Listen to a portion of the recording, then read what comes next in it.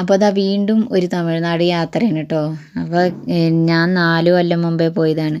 ഒരു 28-നാണ് ഞാനിപ്പോൾ പോണത്. ബിന്ദു ചേച്ചിയുടെ പേരക്കുട്ടിയുടെ 28ആണ്. അപ്പോൾ ആ കുട്ടിയുടെ ഏട്ടൻ്റെ 28-ന് ഞാൻ പോയിട്ടുണ്ട് കേട്ടോ. ആ കുട്ടിയുടെ ഏട്ടന് പറഞ്ഞാൽ ഒരു 4 വയസ്സൊക്കെ ആയിട്ടുള്ളൂ. അപ്പോൾ ഇത് 2ാമത്തെ വരിയാണ് കേട്ടോ ഞാൻ പോണത് തമിഴ്നാട്. അപ്പോൾ അതാ സ്ഥലങ്ങളൊക്കെ കാണാൻ നല്ല ഭംഗിയൊക്കെ ഉണ്ട് കേട്ടോ. ഫുള്ളായിട്ട് എനിക്ക് വീഡിയോ ഒന്നും എടുക്കാൻ പറ്റിയില്ല. പിന്നെ ഇതാ അവിടെയൊക്കെ എത്തി ചടങ്ങും കാര്യങ്ങളൊക്കെ തുടങ്ങുകയാണ് കേട്ടോ. അപ്പോൾ കുട്ടി ഭയങ്കര ഉറക്കമായിരുന്നു. അവന് എപ്പോഴും ഉറക്കം തന്നെ അത്ര കൂടുതലും.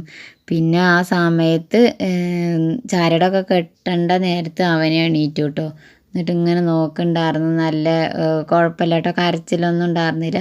ചില കുട്ടികളൊക്കെ ഇങ്ങനെ കരയുമല്ലോ 28ൻ്റെ നേരത്തൊക്കെ ഭയങ്കര കരച്ചിലാണ്. ഇവന് പിന്നെ അങ്ങനത്തെ കുഴപ്പങ്ങളൊന്നും ഇല്ല കേട്ടോ. പിന്നെ ഇവർ കൊണ്ടുപോയത് ആരേക്കും കൊണ്ടുപോയിട്ടുണ്ട്, കഴുത്തിലേക്കാണ് കേട്ടോ കൊണ്ടുപോയി മാല.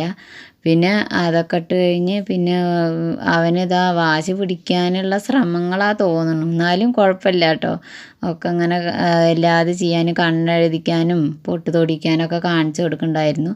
അതൊന്നും വീഡിയോ എടുത്തില്ല കേട്ടോ. അതിന് വീഡിയോ എടുക്കാൻ പറ്റിയില്ല. പിന്നെ ഇതാ ഞങ്ങളൊക്കെ ഓരോരോ സമ്മാനങ്ങൾ ചെറിയ ചെറിയ സമ്മാനങ്ങളൊക്കെ കൊടുക്കുന്നുണ്ട് കേട്ടോ.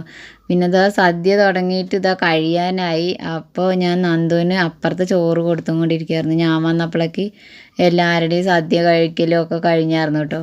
അപ്പോൾ അതാ പിന്നെ എനിക്ക് കുറച്ച് ചിക്കൻ കറി ഒരു പപ്പടമൊക്കെ എടുത്തിട്ട് ഞാൻ ഒറ്റയ്ക്ക് ഇരുന്നിട്ടാണ് കേട്ടോ കഴിച്ചത്.